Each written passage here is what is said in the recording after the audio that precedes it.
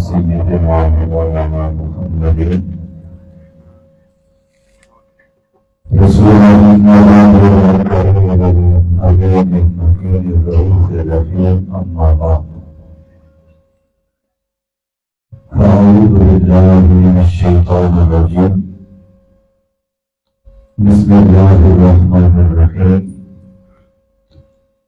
لقد خلقنا الإنسان في أحسن تقويم صدق الله مولانا العظيم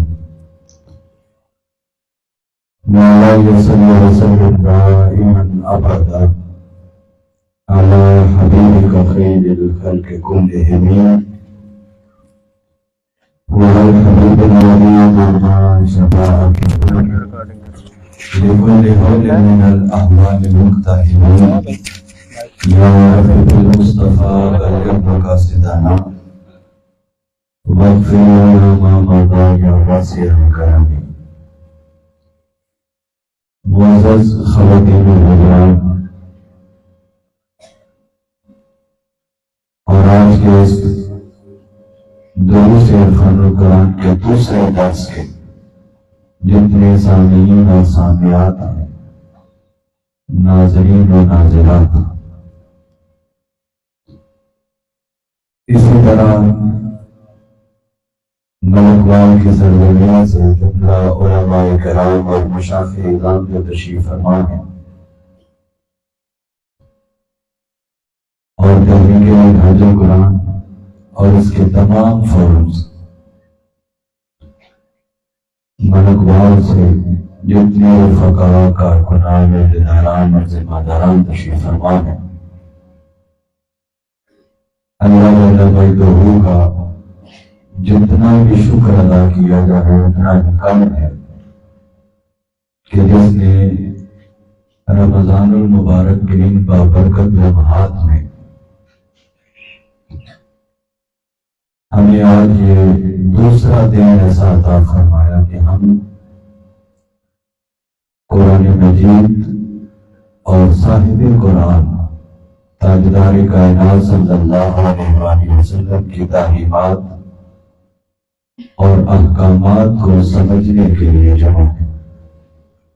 اللہ رب العزت ہم سب کا آنا، ہم سب کا بیٹھنا اور جتنی انتظامیہ کے احباب ہیں ان کا یہ خوبصورت انتظام و انسلام کرنا اور اس قصریار مارکی کے جتنے موجودہ مالکان ہیں، بالخصوص محترم محمد ارشد صاحب مرحوم، ان کے لیے بھی دعا گو ہوں، اور اسی طرح جو ٹاور ساؤنڈ سسٹم والے احباب ہیں، علاوہ بھی مرد و خواتین میں جتنے میرے بھائی اور جتنی میری بہنیں ذمہ داریاں سر انجام دے رہے ہیں، اللہ رب العزت ہم سب کا بیٹھنا اپنی بارگاہ اقدس میں قبول فرمائے۔ ہماری ہر طرح کی خدمات اور تعاون کرنا اللہ اپنی بارگاہ اقدس میں قبول فرمائے۔ جیسا کہ اکثر احباب کے علم میں ہے کہ آج کا جو ہمارا موضوع ہے وہ ہے ہم، ہمارا دین اور ہماری ذمہ داریاں، یعنی ایک ہی اس موضوع میں تین الگ الگ عنوانات شامل ہیں۔ اگر ان تینوں کو فوکس کیا جائے تو تینوں عنوانات پہ الگ الگ گفتگو کی جا سکتی ہے۔ میں چاہوں گا کہ مرد و خواتین جتنے تشریف فرما ہیں ایک مرتبہ ہم بلند آواز سے یہ موضوع دہرا لیتے ہیں مل کر۔ آج کا موضوع ہے ہمارا ہم، ہمارا دین اور ہماری ذمہ داریاں۔ ایک مرتبہ پھر دہرائیے، ہم، ہمارا دین اور ہماری ذمہ داریاں۔ اب جہاں تک ہم کا تعلق ہے کہ بطور انسان اللہ رب العزت نے ہم پر کتنا کرم کیا، بطور انسان اللہ رب العزت نے ہم پہ کتنی شفقت کی، بطور انسان اللہ رب العزت نے ہمیں کتنے اعزازات اور اپنے کتنے احسانات سے نوازا۔ اس کو سمجھنے کے لیے سب سے پہلے ہم اس چیز کو جانتے ہیں اور سمجھتے کہ اللہ رب العزت کی ان گنت مخلوقات ہیں، بے شمار مخلوقات ہیں، اور اس کائنات کے اندر اللہ رب العزت کی جتنی مخلوقات ہیں، اللہ کی تمام مخلوقات جو ہے، اللہ کو جب بھی کسی مخلوق کو تخلیق کرنا ہوتا ہے تو اللہ رب العزت کا ایک خاص انداز ہے مخلوق کی تخلیق کا، جس کو اللہ نے سورہ یاسین میں واضح بھی فرمایا کہ جب بھی اللہ رب العزت کسی چیز کو، کسی مخلوق کو تخلیق کرنے کا ارادہ فرماتا ہے تو اس کا ایک خاص انداز ہے، اس خلائق اعظم کا ایک خاص انداز ہے، اس خالق کا، اس مالک کا چیزوں کی تخلیق کرنے کے حوالے سے خاص طرز تخلیق ہے، اور وہ کیا ہے؟ اللہ رب العزت نے فرمایا انما امرہ اذا اراد شیئا ان یکون لہ کن فیکون، کہ جب بھی وہ والے کسی چیز کی تخلیق کا ارادہ فرماتا ہے تو اللہ رب العزت فرماتا ہے کن فیکون، تو وہ چیز تخلیق ہو جاتی ہے۔ یعنی اس کو لمبے چوڑی پلاننگز کرنے کا، لمبے چوڑے اہتمام کرنے کا اس مالک کو کسی چیز کی حاجت نہیں، جب بھی کسی چیز کا وہ ارادہ فرماتا ہے تخلیق کرنے کا تو اللہ رب العزت کو فقط کن کہنا پڑتا ہے، جو ہی وہ کن فرماتا ہے فیکون کے تحت وہ چیز اسی وقت تخلیق ہو جاتی ہے۔ گویا زمین کو بنانا چاہا تو فرمایا کن، زمین بن گئی، آسمان کو بنانا چاہا تو فرمایا کن، آسمان بن گیا۔ اس کائنات کے شجر ہیں، حجر ہیں، حیوانات ہیں، نباتات ہیں، سورج ہے، چاند ہے، ستارے ہیں، ہوائیں ہیں، کہکشائیں ہیں، سمندر ہیں، پہاڑ ہیں، اس کائنات کی جتنی مخلوقات ہیں وہ کن فرمانا گیا، کائنات کی ہر مخلوق کو تخلیق ہوتی گئی۔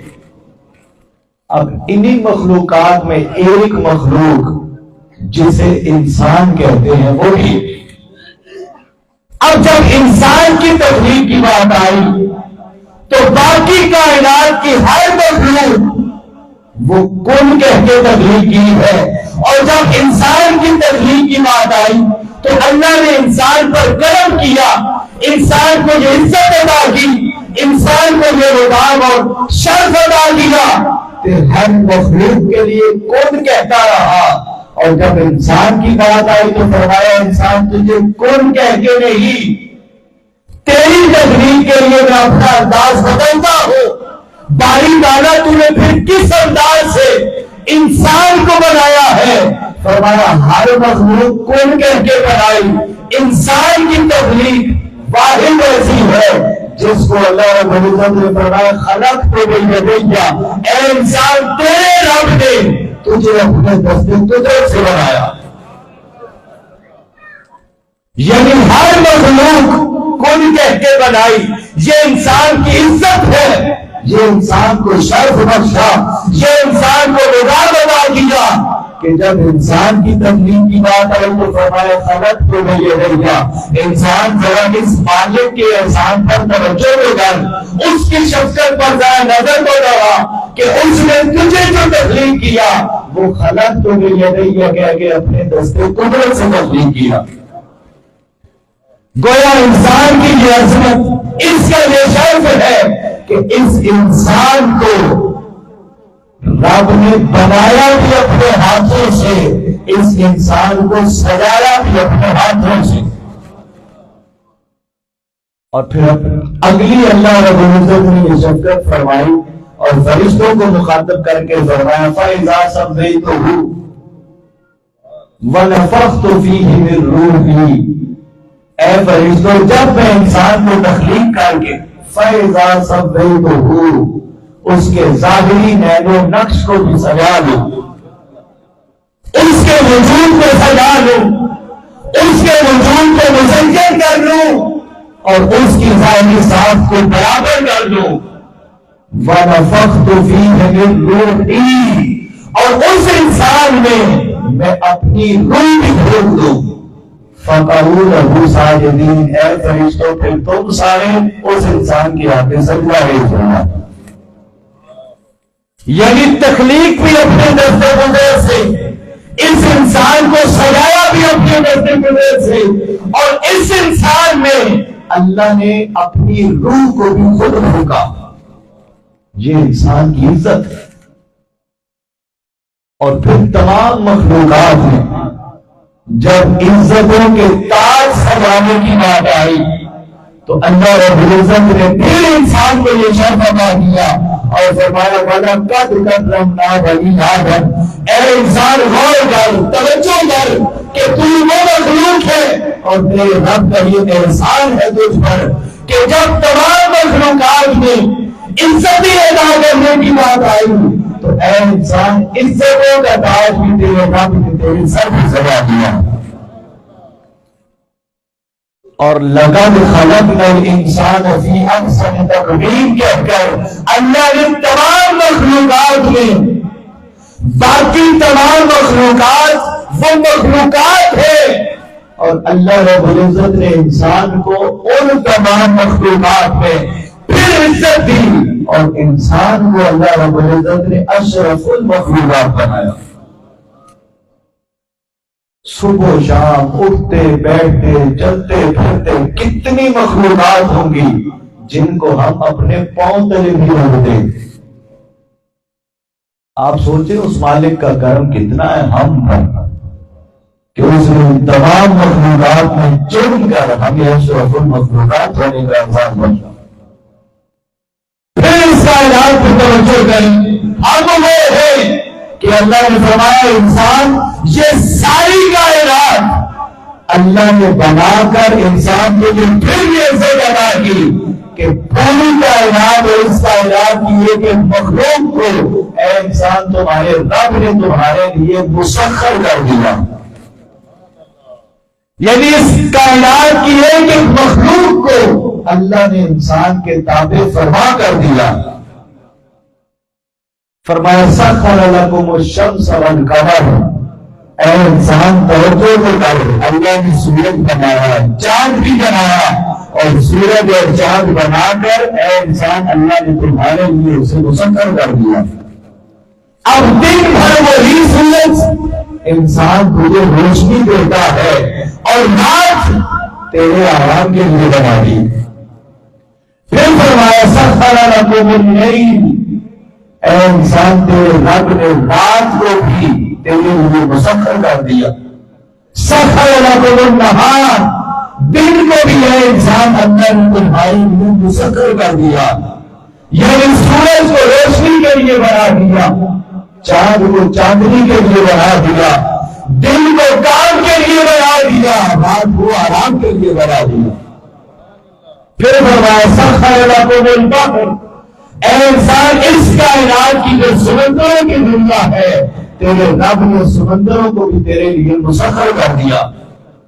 سخر لکم الفلک، ان سمندروں میں چلنے والی جو سواریاں ہیں، جو کشتیاں ہیں، اے انسان کو بھی تمہارے لیے مسخر کر دی۔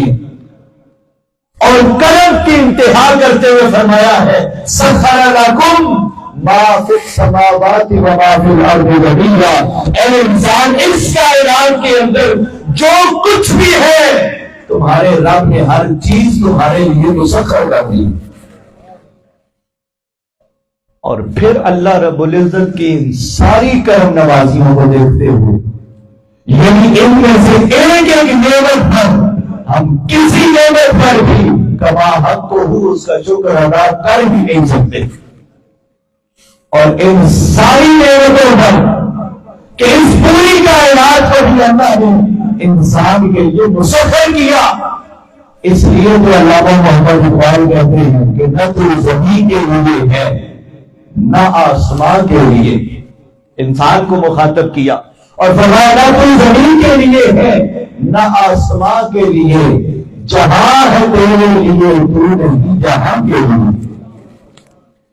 اب ان ساری کرم نوازیوں کو ایک طرف رکھیے، ان میں سے ایک ایک نعمت یقیناً عالی ہے، یقیناً بہترین نعمت ہے، یقیناً اللہ کا کمال شفقت کا اور کمال محبت کا اظہار ہے، لیکن اب جس نعمت کا ذکر کرنے لگا ہوں وہ آپ یوں سمجھ لیں کہ باقی ساری نعمتیں ہیں، اور جو نعمت اب ذکر کرنے لگا ہوں یہ نعمت عظمیٰ ہے، یہ ان نعمتوں میں بھی سب سے بلند نعمت ہے، اور وہ کون سی کہ اللہ رب العزت نے ان ساری نعمتوں کے بعد ہم پر یہ کرم کیا ہے کہ ہمیں تاجدار کائنات صلی اللہ علیہ وسلم کا امتی بنایا، حضور کی امت میں آنے کا ہمیں شرف اور اعزاز بخشا۔ حاضرین اور سامعین، حاضرات اور سامعات، آپ میں سے کوئی بھی یہ نہیں کہہ سکتا کہ میں عالم ارواح میں دعائیں کرتا رہا کہ مجھے اپنے حبیب کی مولا امت میں شامل کرنا۔ ہم دعاؤں سے نہیں اس امت میں آئے، ہم اس مالک کے کرم سے اس امت میں پیدا ہوئے، اور جہاں تک دعاؤں کی بات ہے ہم نے دعائیں نہیں کی کہ اس امت میں آئے، یہ اس نے کرم کرتے ہوئے عزت عطا فرمائی، شرف عطا فرمایا، لیکن اس امت میں آنے کی جو نعمت ہے یہ کتنی عظیم نعمت ہے کہ جب پچھلے نبیوں اور رسولوں کو دیکھیں تو وہ عملی طور پر دعائیں کرتے تھے کہ مولا ہم پر یہ کرم کر کہ ہمیں اپنے حبیب کی امت کو پیدا فرما دے۔ اللہ نے ہم پر یہ کرم کیا کہ اس نے اپنے حبیب کی امت میں بھی پیدا فرما دی۔ مسند احمد بن حنبل کی ایک حدیث جس کے کلمات طویل حدیث ہے، طویل، جس میں چند صحابہ کرام تورات میں سے کچھ چیزیں پڑھ رہے تھے تو حضور علیہ السلام نے سنا جب تو حضور جلال میں بھی آ گئے، اور اسی حدیث کے اختتام پر یہ آقا نے جو جملہ بولا، ارے وہ جملہ اگر عمر بھر ہم اس جملے کو چون چون کر مدینے گنبد و خضرا کا شکر ادا کرتے رہے، اس جملے کا کوئی متبادل نہیں ہے۔ وہ جملہ یہ ہے، میرے آقا نے فرمایا صحابہ سنو، امتوں میں تم واحد امت ہو جن کو اللہ نے میرے سپرد کر دیا ہے، اور نبیوں میں واحد نبی اور رسول ہوں جن کو اللہ نے تمہارے سپرد کر دیا ہے۔ کہ جب امتوں کی تقسیم کی بات ہو رہی تھی تو اس امت کو اللہ نے محمد مصطفیٰ کو عطا کر دیا، اور جب نبیوں کو رسولوں کو امتیں دی جا رہی تھی تو مجھے اللہ رب العزت نے اس امت کے سپرد کر دیا۔ گویا ہم وہ ہیں جو اللہ رب العزت نے جن کو اپنے دست قدرت سے تخلیق کیا، ہم وہ ہیں جن کے لیے اللہ نے اس کائنات کو مسخر بھی کر دیا ہے، ہم وہ ہیں جو مقصود ملائک بھی ہیں، ہم وہ ہیں جو مقصود کائنات بھی ہیں، ہم وہ ہیں جو مخلوقات محشر بھی ہیں، ہم وہ ہیں کہ جن کے سروں پہ عزت و قدار بھی سجایا، اور ہم وہ ہیں جن کو اللہ رب العزت نے تاجدار کائنات کا امتی بھی بنایا، اور ہم وہ ہیں جنہیں نظام حیات کے لیے اللہ رب العزت نے اسلام جیسا دین عطا فرما دیا۔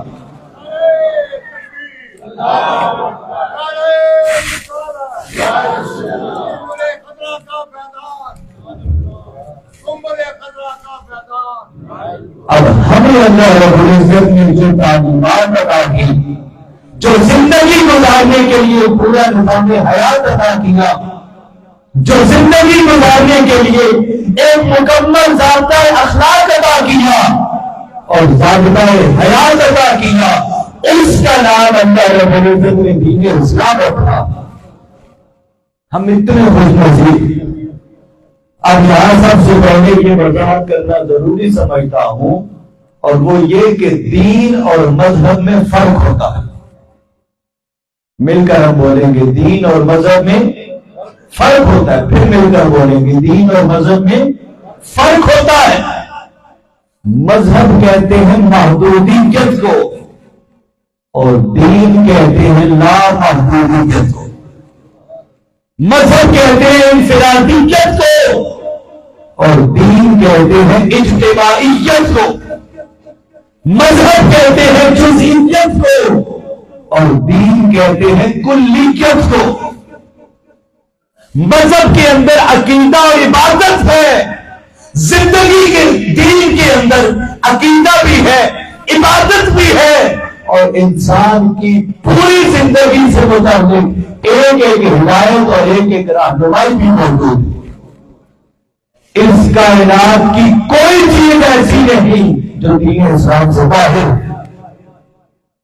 اللہ نے وہ دین ہمیں عطا کیا.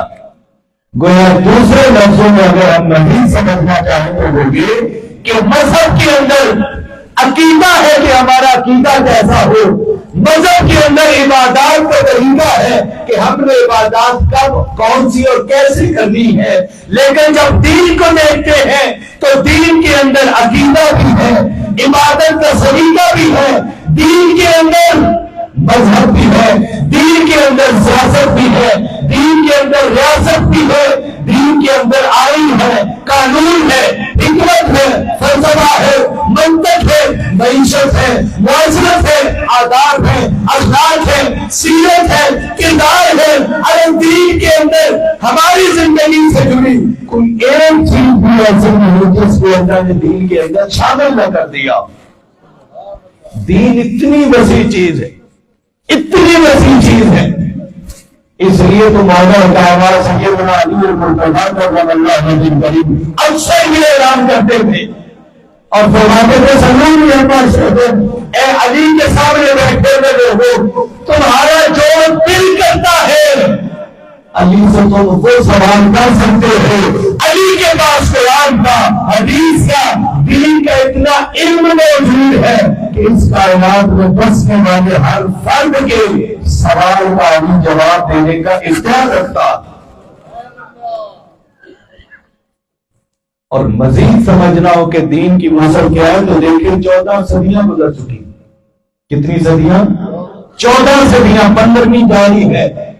ان 14 صدیوں کے اندر پوری کائنات میں سے مسلمانوں میں، غیر مسلموں میں، عیسائیوں میں، یہودیوں میں، سکھوں میں، اس کائنات کے اندر بسنے والا کوئی ایک فرد بھی ایسا نہیں جس نے 14 صدیوں میں یہ دعویٰ کیا ہو کہ میرا فلاں سوال ہے، فلاں مسئلہ ہے، فلاں حاجت ہے. اس کا دین کے پاس کوئی جواب موجود نہیں ہے. یہ 14 صدیوں کے اندر کسی ایک شخص نے بھی نہیں کہا. کیوں؟ کیونکہ اس کائنات کے ہر شخص کا ہر سوال دین اسلام کے اندر موجود ہے.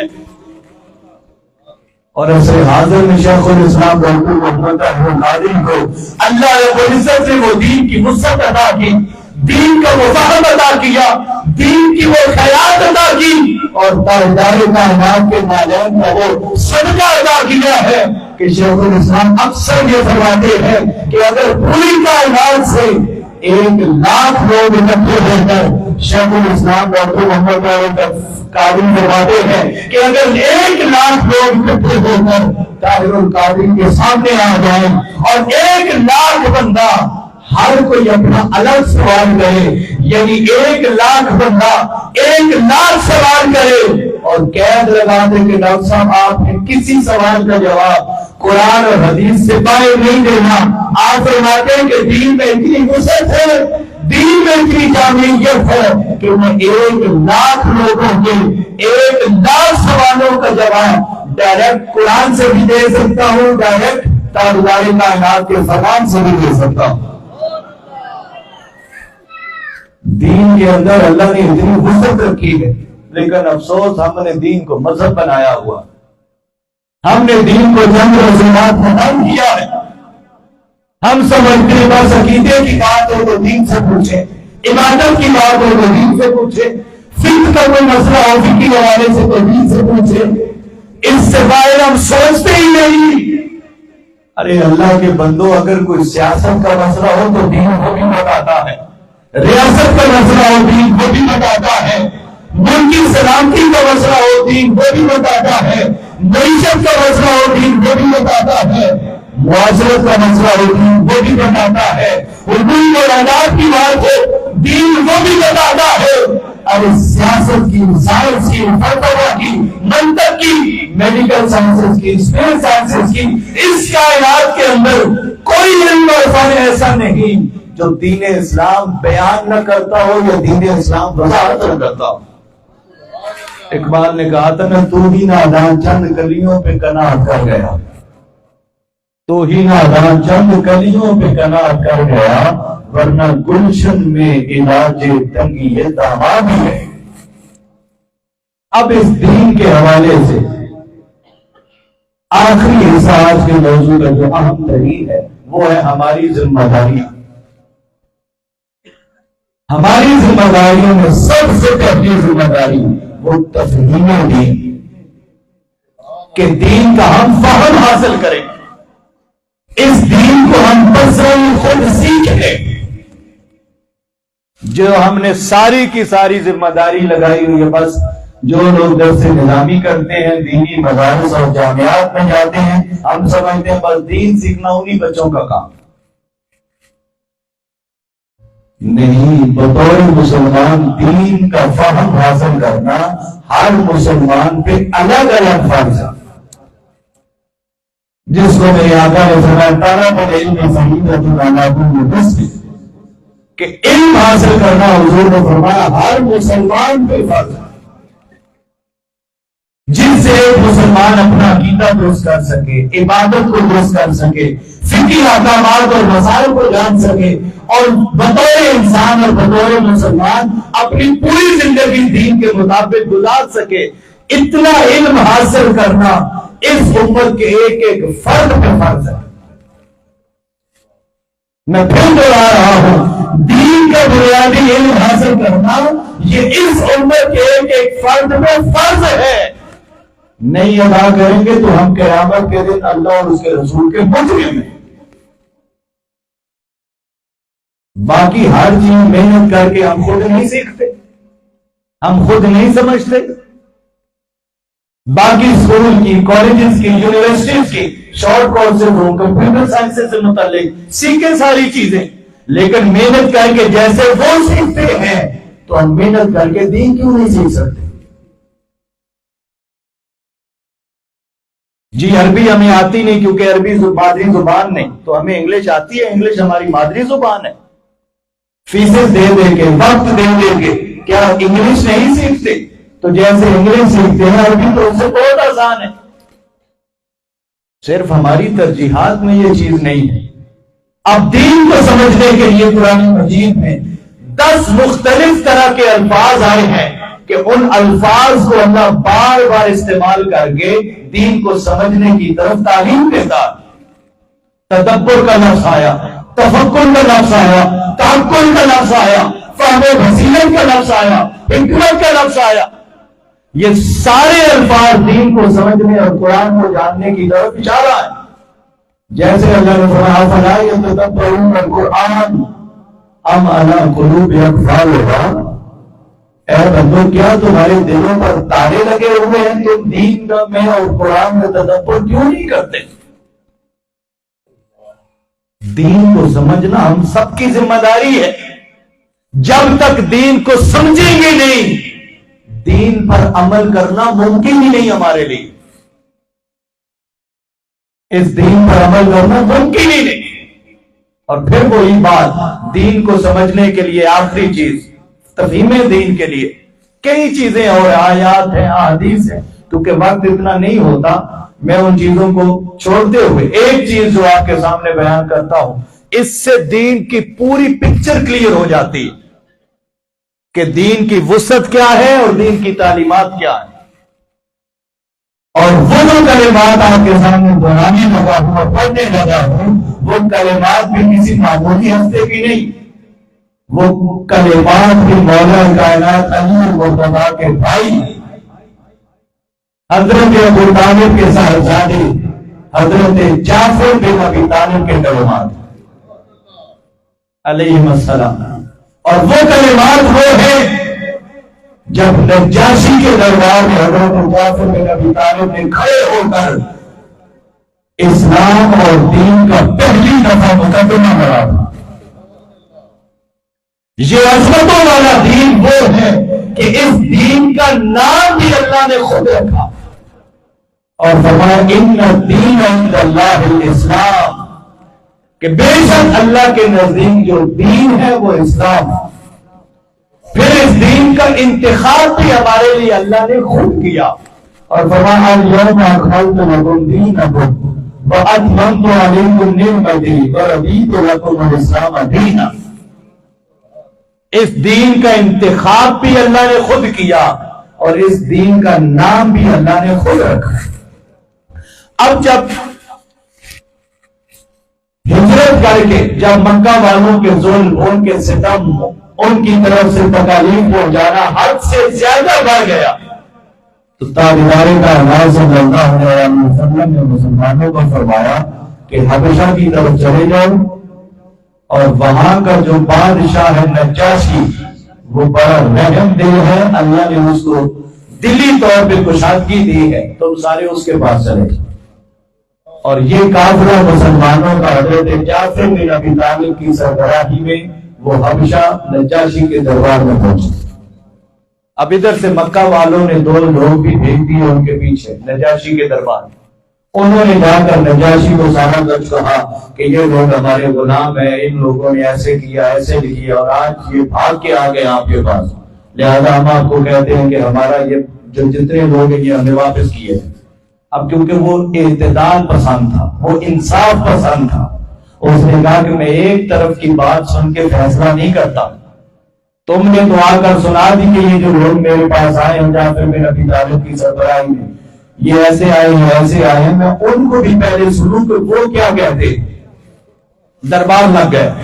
آپ چشمے تصور میں کریں اس عالم کو کہ دربار لگا ہوگا، بادشاہ بھی بیٹھا ہوگا، دین پر اعتراض کرنے والوں نے دین پر اعتراض بھی کیا، مسلمانوں پر اعتراض بھی کیا۔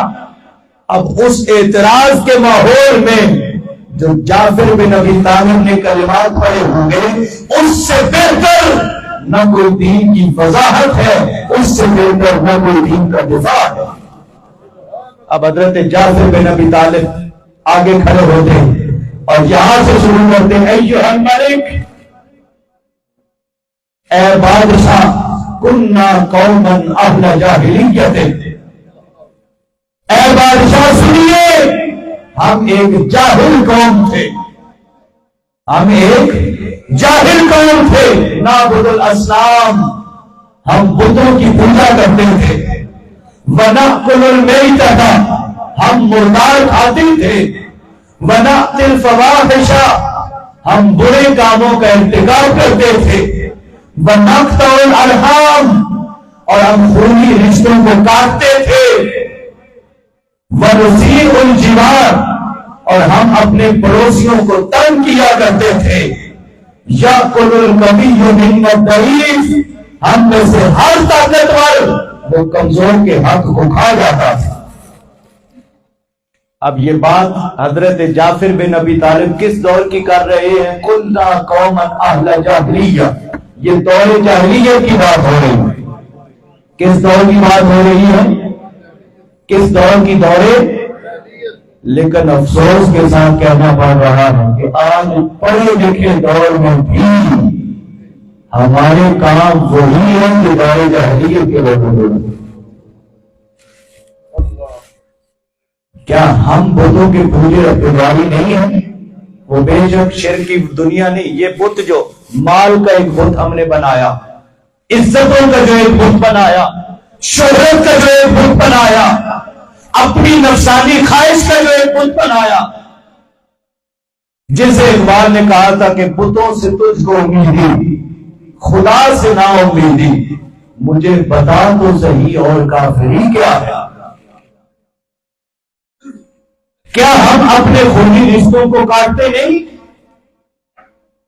بچوں کی لڑائیاں ہوتی ہیں، بڑے آپس میں مرنا جینا ختم کر دیتے، بچوں کی شادیوں کے معاملات ہوتے ہیں، ہم آپس میں کہہ دیتے ہیں تسی ساڑھے ہستے مار گئے اسی تواڈے ہستے مار گئے۔ کیا یہ جملے ہمارے ہیں؟ ارے یہ تو باتیں وہ تھی جو جعفر بن ابی طالب دور جاہلیت کی بات کر رہے تھے. اگر ہم بھی یہ کام کر رہے ہیں تو اٹس مین کہ آج ہم بھی ترقی کے باوجود دور جاہلیت نہیں رہ رہے. یہ ساری باتیں کر کے جعفر بن ابی طالب آگے کیا فرماتے ہیں؟ فَكُنَّا عَلَىٰ ذَلِكَ، اے بادشاہ ہم اسی حالت میں تھے، بتوں کو پوجتے تھے، مردار کھاتے تھے، برے کاموں میں انتقام کرتے تھے، ہم خونی رشتوں کو کاٹتے تھے، ہمسایوں کو تنگ کرتے تھے، جو طاقتور تھا کمزور کے حق وہ کھا جاتا تھا. ہم اسی حال میں تھے حَتَّى بَعَثَ اللَّهُ إِلَيْنَا رَسُولًا، یہاں تک کہ اس رب کو ہم پر کرم آیا، رحم آیا کہ اس نے اپنا عظمتوں والا رسول ہمیں میں سے ہماری طرف مبعوث کر دیا. نعرف نسبہ وصدقہ وامانتہ وعفافہ، ہم میں سے ہر کوئی اس رسول کے نسب کو بھی جانتا تھا، اس رسول کے حسب کو بھی جانتا تھا، اس رسول کے صدق کو بھی جانتا تھا، ان کی امانت کو بھی جانتا تھا، اور اس رسول کی پاک دامنی کو بھی جانتے تھے. انہوں نے آ کر کیا کیا؟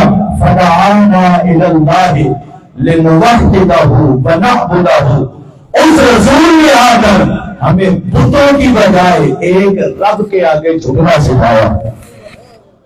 ہماری جو جبینے نیاز، ہمارے جو سر جن پر اللہ نے عزتوں کا ڈال سجایا تھا، یہ در در کی ٹھوکریں کھاتے تھے، یہ سر اور پیشانی در در پہ جھکتے تھے.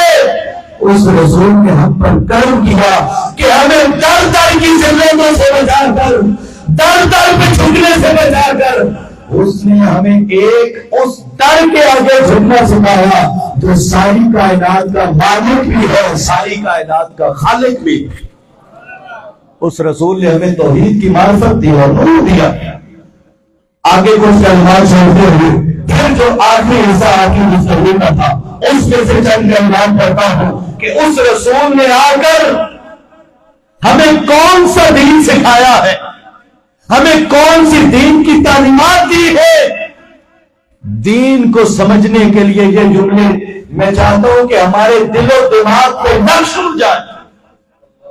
ہم جو دین سمجھتے ہیں وہ نہیں جو دین جعفر بن ابی طالب بیان کرتے ہیں. ہمیں یہ دین اور ذہن میں رکھنا چاہیے. جعفر بن ابی طالب فرماتے ہیں معامر حسن کے حدیث، اے نجاشی، اے بادشاہ، اس رسول نے آ کر ہمیں سب سے پہلی جو تعلیم دی وَأَمَرَ بِصِدْقِ الْحَدِيثِ، اس رسول نے ہمیں سچ بولنے کی تعلیم دی. وَأَدَاءِ الْأَمَانَةِ، اس رسول نے ہمیں آ کر امانتیں ادا کرنے کی تعلیم دی. وَصِلَةِ الرَّحِمِ، اس رسول نے آ کر ہمیں خونی رشتہ داروں کے ساتھ اچھائی اور حسن سلوک کرنے کی تعلیم دی. وحسن الجوار، اس رسول نے آ کر ہمیں پڑوسیوں کے ساتھ اچھا سلوک کرنے کی تعلیم دی. وَالْكَفِّ عَنِ الْمَحَارِمِ وَالدِّمَاءِ، اس رسول نے آ کر ہمیں حرام کاموں سے بچنے اور ناحق خون بہانے سے منع کیا. وَنَهَانَا عَنِ الْفَوَاحِشِ، اس رسول نے ہمیں برے کاموں کے ارتکاب سے منع کیا. وَقَوْلِ الزُّورِ، اس رسول نے آ کر ہمیں تہمتیں لگانے سے منع کیا. وَأَكْلِ مَالِ الْيَتِيمِ، اس رسول نے آ کر ہمیں یتیموں کا مال ناحق کھانے سے منع کیا. وَقَذْفِ الْمُحْصَنَةِ، اس رسول نے آ کر ہمیں پاک دامن عورتوں پر تہمتیں لگانے سے منع کیا. وَأَمَرَ أَن نَّعْبُدَ اللَّهَ وَحْدَهُ لَا نُشْرِكُ بِهِ شَيْئًا، اس رسول نے ہمیں توحید کی یہاں پر بات کی. اس رسول نے ہمیں آگے شرک سے منع کیا. وَأَمَرَنَا بِالصَّلَاةِ وَالزَّكَاةِ وَالصِّيَامِ، اور اس رسول نے آ کر ہمیں نماز پڑھنے کا بھی حکم دیا، ہمیں زکوٰۃ دینے کا بھی حکم دیا، ہمیں رمضان کے روزے رکھنے کا بھی حکم دیا. ارے اس دین کو اب ہم سمجھنے، اس دین کی ضرورتوں کو سمجھیے، اس دین کی اصل روح کو سمجھیے. صرف نماز پڑھ لینا حاضرین دینداری نہیں کہلاتا، صرف سال کے بعد روزے رکھ لینا دینداری نہیں کہلاتا، صرف صاحبان استطاعت زکات ادا کر دی تو اس کو صرف دین پر عمل کرنا نہیں کہتے۔ ارے دین وہ ہے کہ انفرادی طور پہ ہمارا عقیدہ بھی مضبوط ہو، دین وہ ہے کہ انفرادی طور پر ہماری عبادات بھی مضبوط ہو، دین وہ ہے کہ اجتماعی طور پر ہماری زبانوں میں سچ آ جائے، ہماری آنکھوں میں حیا آ جائے، ہمارے وجود میں امانتیں آ جائیں، ہمارے وجود میں شرم و حیا آ جائیں، ہمارے وجود کے اندر رشتہ داروں کے ساتھ بھلائیاں آ جائیں، ہمسایوں کے ساتھ حسن سلوک آ جائے، پاک دامن مردوں خواتین کی عزتوں کو اچھالنے سے ہم رک جائیں، یتیموں کو ظلم کرنے سے رک جائیں، کمزوروں کی مدد کرنے لگ جائیں، محتاجوں کی مدد کرنے لگ جائیں، مسکینوں کی مدد کرنے لگ جائیں۔ ارے عبادت کے ساتھ ساتھ اگر یہ چیزیں آ جائیں گی تو پھر کہا جا سکتا ہے کہ ہم نے دین کو سمجھ لیا۔ یہ تفہیم دین۔ اور دوسری اہم ترین ہماری جو ذمہ داری ہے وہ تعمیل دین، کہ ہم دین کو سمجھ کر پھر اس کے مطابق اپنی زندگی کا عمل کریں۔ تعمیل زندگی کی بھی کئی جہتیں ہیں سمجھنے کی، ہم کئی جہتوں سے سمجھ سکتے ہیں، قرآن کی روشنی میں، حدیث کی روشنی میں۔ جیسے میرے آقا علیہ السلام کے بارے میں اللہ نے فرمایا لقد کان لکم فی رسول اللہ اسوۃ حسنہ، کہ اے مسلمانوں، اے دنیا میں بسنے والے ایک ایک فرد کو مخاطب کیا اللہ نے، چاہے وہ مسلمان ہے چاہے وہ غیر مسلم۔ اللہ نے فرمایا میرے رسول کی سیرت تمہارے لیے بہترین نمونہ۔ اب اس سیرت میں سے تعمیل دین کو سمجھیے۔ ہم پورے 12 مہینوں میں جتنی بھی عبادت کرتے ہیں، سب سے زیادہ ہماری عبادت وہ رمضان میں ہوتی ہے۔ اس بات کی تصدیق کرتے ہیں آپ کہ 11 مہینوں میں اتنی عبادت ہماری نہیں ہوتی جتنی عبادت ہم رمضان میں کرتے ہیں، کہ رمضان میں روزے بھی ہیں، رمضان میں اکثر لوگ یہ کوشش کرتے ہیں کہ سحری کے وقت وہ تہجد بھی پڑھتے ہیں، رمضان میں اکثر لوگ کوشش کرتے ہیں کہ عشاء کے بعد تراویح بھی پڑھتے ہیں، اس کے علاوہ دیگر نفلی عبادات، قرآن کی تلاوت، درود و سلام، یہ مختلف چیزیں ہیں۔ یعنی رمضان میں ہماری عبادت پورے سال میں سب سے زیادہ ہوتی ہے، اور یہاں بیٹھے مرد و خواتین میں کوئی ایک بھی نہیں ہے مجھ سمیت کہ اتنی عبادت رمضان میں جتنی بھی کرتے ہیں، اتنی عبادت کرنے کے باوجود ہم میں سے کسی کے پاؤں سوج جائیں یا ہم میں سے کسی کی ٹانگیں سوج جائیں، جتنی بھی کرتے ہیں ایسا کوئی نہیں ہے جس کے پاؤں سوج جائیں یا جس کی ٹانگیں سوج جائیں۔ ارے تعمیل دین کیا چیز ہے، دین پر عمل کرنا کیا چیز ہے، کہ اب اس بات کو ذہن رکھ کر پھر 14 صدیاں پہلے تاجدار کائنات کی عبادت کو دیکھیں۔ میرے آقا کا یہ معمول صرف رمضان کا نہیں ہوتا تھا، حضور کے پورے سال کا یہ معمول ہوتا۔ میرے آقا اتنی عبادت کرتے کہ میرے آقا کے پاؤں بھی سوج جاتے تھے، میرے آقا کی ٹانگیں بھی سوج جاتی تھی، اور اللہ کو کہنا پڑتا یا ایھا المزمل، اے میرے کملی ہونے والے حبیب، قم اللیل الا قلیلا، میرے پیارے رات کو جاگا کر لیکن تھوڑا جاگا کر، نصفہ، میرے حبیب آدھی رات سو بھی لیا کر اور آدھی رات عبادت کر لیا کر، اب ان کچھ من ہو قلیلا، میرے حبیب 3 حصے سو لیا کر، 1 حصہ عبادت کر لیا کر۔ اور آگے فرمایا حبیب جیسے تیرا دل کرتا ہے تو ویسے میری عبادت کرتا ہے۔ جس کی اتنی عبادت ہو، جس کے پاؤں اتنے سوج جائیں، جس کی ٹانگیں اتنی سوج جائیں کہ اس کے رب کو بھی کہنا پڑیں گے ابھی تھوڑی عبادت کیا کر۔ ہم اس نبی کے ماننے والے عبادت سے کتنا دور، عمل سے کتنا دور، جس کو اقبال نے کہا تھا کہ قلب میں سوز نہیں، روح میں احساس نہیں، قلب میں سوز نہیں، روح میں احساس نہیں، کچھ بھی پیغام محمد کا تمہیں پاس نہیں۔ اور کون ہے تارک آئین رسول مختار، مصلحت وقت کی ہے کس کے عمل کا معیار، اور فرقہ بندی میں کہیں تو کہیں ذاتیں ہیں، کیا دنیا میں پنپنے کی یہی باتیں ہیں؟ شور ہے ہو گئے مسلمان نابود، شور ہے ہو گئے دنیا سے مسلمان نابود، ہم تو کہتے ہیں کہ تھے بھی کہیں مسلم موجود، وہ معزز تھے زمانے میں مسلمان ہو کر، تم خار ہوئے تارک قرآن ہو کر، اور وائے ناکامی مکائے عطائے کارواں جاتا رہا، کارواں کے دل سے مگر احساس زیاں جاتا رہا۔ آج اگر ہم اس دلدل سے نکلنا چاہتے ہیں تو پھر اقبال کہتے ہیں کہ اے مسلمان، اگر تو ذلت سے، رسوائی سے، بے عملی سے، بے دینی کی اس دلدل سے نکلنا چاہتا ہے تو اس کا بھی حل یہ ہے کہ قوت عشق سے ہر پست کو والا کر دے، ظاہر میں اس میں محمد سے زیادہ کر دے۔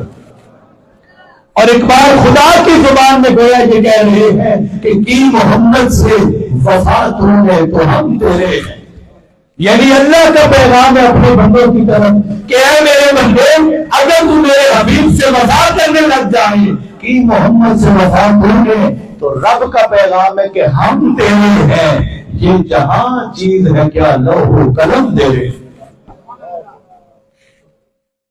اس عمل کی طرف ہمیں آنا ہے حاضرین، اور یہ عمل تب ممکن ہے جب ہم پہلے دین کو سمجھیں گے۔ تیسری عام ترین ذمہ داری وہ ہے تبلیغ دین، کہ دین کو سمجھیں پہلے، پھر دین کے مطابق ہم عمل کریں، اور پھر جو سمجھا جو عمل کیا اس کی آگے تبلیغ بھی کریں۔ تفہیم کے بغیر عمل ممکن نہیں، اور عمل کے بغیر تبلیغ میں کوئی اثر نہیں ہوتا۔ عمل اگر نہ ہو تو صرف تقریریں رہ جائیں گی، عمل اگر نہ ہو تو پھر رسمیں اذان ہو جاتی ہے، اس سے روح بلانی نکل جاتی ہے اگر عمل نہ ہو تو۔ لہذا تفہیم بھی ضروری ہے عمل کے لیے، عمل پھر ضروری ہے آگے تبلیغ میں اثر کے لیے۔ اب تبلیغ بھی ایسی چیز ہے جو صرف علماء کی یا خطباء کی ذمہ داریاں نہیں، تبلیغ ایسی چیز ہے کہ جو صرف دینی تعلیم رکھنے والوں کی ذمہ داری نہیں، تبلیغ بھی امت کے ایک فرد کی ذمہ داری ہے۔ اور اللہ کا انداز دیکھیں قرآن میں کہ تبلیغ کتنی ضروری ہے، اللہ کا پیار بھرا انداز تو دیکھے گا۔ فرمایا وَمَنْ أَحْسَنُ قَوْلًا مِّمَّنْ دَعَا إِلَى اللَّهِ، اللہ فرماتا ہے اس سے بہتر کس کی بات ہوگی جو لوگوں کو اللہ کی طرف بلاتا، جو لوگوں کو اللہ کی طرف بلاتا ہے اس سے بہتر کس کی بات ہوگی۔ اور کہیں میرے آقا نے فرمایا بلغوا عنی ولو آیہ، اے میری امت کے ایک ایک فرد، اگر تمہارے پاس قرآن کی ایک آیت کا بھی علم ہو یا میری حدیث میں سے ایک حدیث کا بھی علم ہو، حضور نے فرمایا تم پر میں فرض کر رہا ہوں کہ مجھے ایک آیت یا ایک حدیث کا علم بھی آگے دوسرے لوگوں تک پہنچا دیا تم۔ یہ ہے تبلیغ دین، جس کے بارے میں ہم بالکل بے فکر ہیں اور بس سمجھتے ہیں 5 وقت کی نماز پڑھ لی پھر وہی بات، تو تبلیغ وہ ہم نے چھوڑی ہوئی۔ جب تک لوگوں کو جعفر ابن ابی طالب کی غلط طرح دین کا مقدمہ لڑ کے دین کی تبلیغ نہیں کریں گے تو دین کی تعلیمات کیسے لوگوں تک پہنچیں گی؟ اور ان تینوں ذمہ داریوں کے بعد چوتھی اور اہم ترین ذمہ داری جو اپنی حیثیت میں، اپنی ذات میں، اپنی کیپیسٹی میں وہ چوتھی ذمہ داری جو آغاز کرنے لگا ہوں، وہ ان تینوں میں سے آج کے دور میں سب سے زیادہ ضروری ہے، اور وہ ہے اقامت دین۔ کون سی ذمہ داری ہے؟ اقامت دین۔ اقامت دین کی ذمہ داری کو بیان کرنے سے پہلے اقامت کا ہمیں مفہوم سمجھنا بہت ضروری ہے۔ اقامت دین سے مراد تبلیغ نہیں ہے۔ اگر تبلیغ ہوتی تو میں وہ تبلیغ دین میں یاد کر دیتا۔ اقامت دین سے مراد ہوتا ہے کہ جس دین کو ہم سمجھے، جس دین کے مطابق عمل کریں، جس دین کی لوگوں کو تبلیغ کریں۔ اقامت دین سے مراد ہے کہ وہ دین عملی طور پر جیسے مسجد میں نظر آئے ویسے بازار میں بھی نظر آئے، وہ دین جیسے محراب اور منبر میں نظر آئے ویسے وہی دین ملک کی پارلیمنٹ، عدالتوں اور اداروں میں بھی نظر آئے۔ یہ اقامت دین ہے۔ جیسے قرآن مجید میں اقیم الصلاۃ، نماز قائم کرو، تو ہر مفسر نے اقیم الصلاۃ کی وضاحت جس نے بھی لکھی، ہر ایک نے یہ بات مشترک لکھی اور کہا کہ اقیم الصلاۃ سے مراد صرف ادائیگی نماز نہیں کہ بس نماز پڑھ لی تو یہ اقامت صلاۃ کا فریضہ سر انجام دے دیے گا۔ اقیم الصلاۃ، اقامت صلاۃ سے مراد یہ ہے کہ نماز پڑھی بھی جائے، نماز کی جو شرائط ہے، اس کے جو فرائض ہیں، اس کے جو واجبات اور احکامات ہیں، ان کے مطابق نماز پڑھی جائے، دوسری چیز۔ اور تیسری چیز، نماز کا جو مقصد ہے، نماز کا جو پیغام ہے، نماز کی جو اصل ہے، وہ مقصد اور پیغام ایک نمازی کے وجود پر نظر بھی آئے۔ اور چوتھی چیز اقامت صلاۃ میں یہ ہے کہ معاشرے کے جتنے بے نمازی ہیں ان کو پکڑ کر نماز کی طرف لایا بھی جائے۔ جب یہ چار چیزیں اکٹھی ہوں تو پھر کہتے ہیں کہ اقامت صلاۃ اس کا فریضہ کسی شخص نے سر انجام دے دیا۔ اب یہ مثال ذہن میں رکھ کے اب سمجھیں اقامت دین۔ اقامت دین سے مراد صرف تبلیغ دین نہیں ہے۔ اقامت دین سے مراد صرف کتابیں لکھنا، خطاب کرنا، درس دینا یا اپنی ذاتی انفرادی زندگی کو بہتر کرنا، اس سے اقامت دین کا فریضہ سر انجام نہیں دیا جاتا۔ اقامت دین سے مراد یہ ہوتا ہے کہ اس ملک کو اقامت دین کیا ہے۔ یہی تاجدار کائنات کی تعلیمات سے دیکھیے، مکہ والوں کو تبلیغ دین سے مسئلہ نہیں تھا، مکہ والوں کو حضور کی گفتگو سے مسئلہ نہیں تھا، مکہ والوں کو حضور کی تقریروں سے مسئلہ نہیں تھا، مکہ والوں کو حضور اور صحابہ کی عبادات سے مسئلہ نہیں تھا۔ اسی محمود مصطفیٰ صلی اللہ علیہ وسلم نے جب تبلیغ کے بعد اقامت دین کے لیے آواز اٹھائی، حضور نے فرمایا کہ اب میں دین کی تبلیغ تو کر ہی رہا ہوں، اب اقامت دین کے تحت حضور نے فرمایا کہ اب میں معاشرے سے سود کے خاتمے کی جنگ لڑوں گا۔ اب حضور نے فرمایا معاشرے سے میں ناحق جو خون بہایا جاتا ہے میں اس قتل و غارت گری کے خاتمے کے لیے جنگ لڑوں گا۔ حضور نے فرمایا اب میں کمزوروں کے حقوق جو تم غصب کرتے ہو اب محمد مصطفیٰ ان کمزوروں کا مقدمہ کرے گا۔ حضور نے فرمایا بیٹیوں کو جو زندہ دفناتے ہو اب کوئی بیٹی کو زندہ نہیں دفنائے گا۔ شراب نوشی کے خلاف جنگ لڑوں گا، حرام خوری کے خلاف جنگ لڑوں گا۔ حضور نے فرمایا معاشرے کی ایک ایک برائی کے خاتمے کے لیے اب محمد الرسول اللہ تم سے جنگ لڑے گا۔ جب حضور نے یہ اقامت دین کی بات کی وہی مکہ والے حضور کے جانی دشمن مان گئے کہ اب محمد کون سی باتیں کر رہا ہے، کیا جس صف میں ابو بکر عمر بیٹھے گے اسی صف میں بلال بھی بیٹھے گا؟ کیا معاشرے سے سود ختم ہوگا؟ کیا معاشرے سے قتل و غارت گری ختم ہوگی؟ کیا معاشرے سے کرپشن کا خاتمہ ہوگا، رشوت کا خاتمہ ہوگا، ناجائز منافع خوری کا خاتمہ ہوگا، قتل و غارت گری کا خاتمہ ہوگا، کمزوروں پہ ظلم کا خاتمہ ہوگا؟ جب حضور نے یہ باتیں کی تب مکہ والے حضور کے پہلے صادق اور امین کہہ کے تھکتے نہیں تھے۔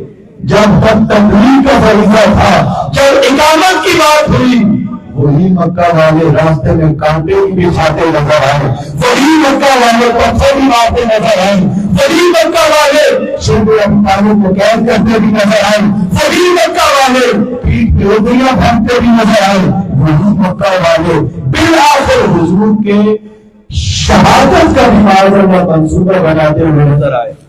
یہی اقامت دین کا فریضہ پھر کچھ سالوں کے بعد میدان کربلا سے نظر آتا ہے ہمیں۔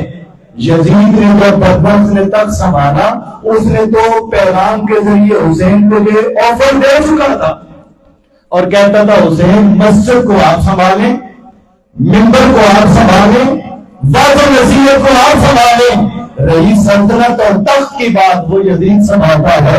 امام علی مقام نے تب 2 جواب دیے اور فرمایا یزید سن، حسین کو تخت کی کوئی حاجت نہیں، حسین ٹھوکر مارے اور میں نے حسین کے قدموں میں تخت رکھا، حسین کے قدموں میں اللہ نے خلافت رکھی ہے، حسین کے قدموں میں اللہ نے بادشاہیاں رکھی ہیں، ہمیں کوئی خلافتوں کی حاجت یا اس کی محتاجی نہیں۔ لیکن امام علی مقام نے دوسرا جو